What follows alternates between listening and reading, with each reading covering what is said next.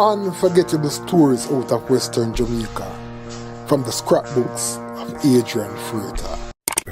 When the fireman Capleton, born Clifton George Bailey in Islington St. Mary, first burst on the local dancehall scene in the late 1980s, early 1990s, he could have been described as a mix between a rude boy DJ and a girls song DJ. In fact, when he signed to Flip Fattisborough's Exterminator label, he quickly became a household name in Jamaica as he had catchy songs such as the controversial Bumbo Red, Woman Me Lotion, and Them No Like Me. He quickly became such an in-demand act that it was no surprise when he was booked to perform at Reggae Sunsplash 1991 in Montego Bay.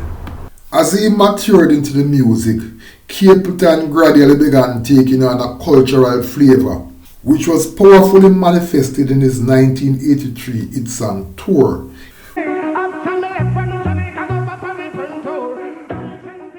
which spoke to social issues in Jamaica to include crime and violence, Bible-inspired morality, and the general hardship plaguing the people. Riding on the success of the song Tour, Capleton began producing more cultural material. It was therefore no surprise when he embraced Rastafari and the message of truths and rights, the vehicle other Rastafarians were using to spread their message. Because of his hard-hitting lyrics and his willingness to call down fire on all things immoral, he was branded as both the prophet and the fireman. Soon he was bringing new energy to the Rastafarian movement, which had been seeing a lull since the passing of Bob Marley in 1981. A number of promising young entertainers who were now embracing the Rastafarian faith quickly became a part of Capleton's David House family. At that time, the DJ all but became royalty. In fact, he took on the name King Shango, much to the delight of his growing fan base. However, because of his early history and his sudden change, the Prophet moniker did not go down well with legendary reggae artist Bunny Wailer, who was one of the leaders of the reggae Rasta revolution of the 1960s. Performing at a show in Montego Bay in March 2000, Bunny Wailer publicly challenged Capleton's claim to being the Prophet, dismissing it as mere gimmickry after noting that the last time he saw Capleton, he was singing Bumbo Red, and now he was here as a turban-wrapped, fire-burning prophet.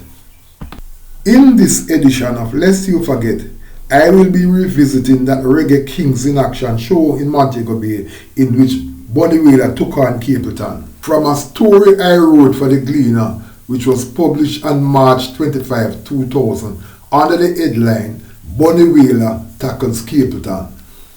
The story read as follows.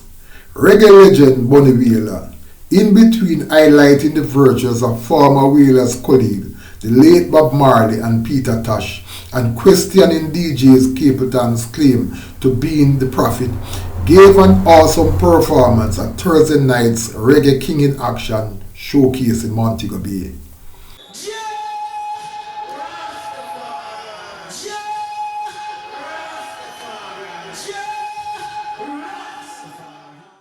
The three-time Grammy winner, who shared Thursday night's spotlight with Luciano, Yami Bolo, Junior Reid, Josie Wheel, Charlie Chaplin, and Mikey Generan, unleashed a dazzling 2-hour-plus musical marathon. Clad in a cream-colored robe decorated with portraits of Haile Selassie and Africa, a fresh-looking Bunny Wailer entered the stage at 6:07 a.m. and opened with his trademark anthem, Praise Him, before reeling off a classic rendition of old-time religion. Pulling generously from his own collection as well as those of Marley and Tosh, Bunny had the small crowd captivated as he mixed biting social commentary with potent songs such as Black Heart Man, Armageddon, Dreamland, and Fire.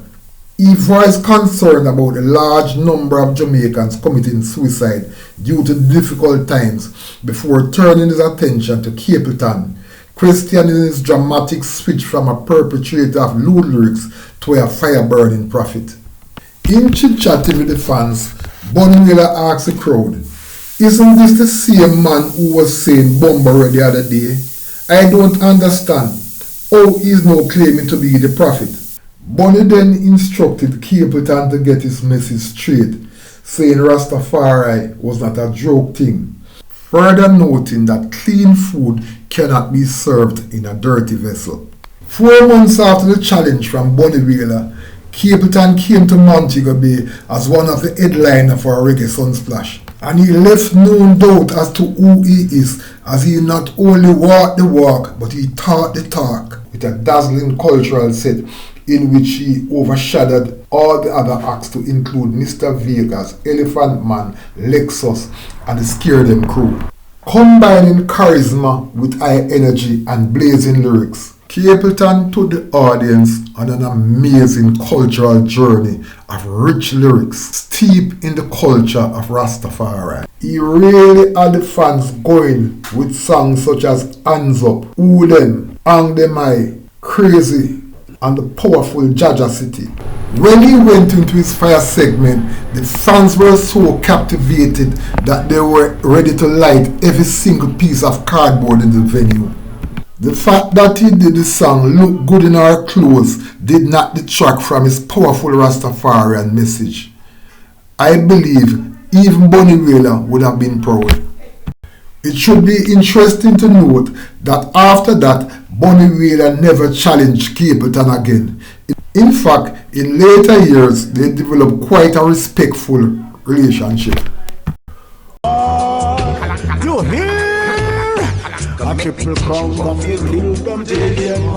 However, in looking back at that night in which Bunny Wailer challenged Capleton's claim to being the prophet, it was definitely one of those unforgettable stories out of Western Jamaica. Unforgettable stories out of Western Jamaica from the scrapbooks of Adrian Freighter. Before you go, please remember to subscribe.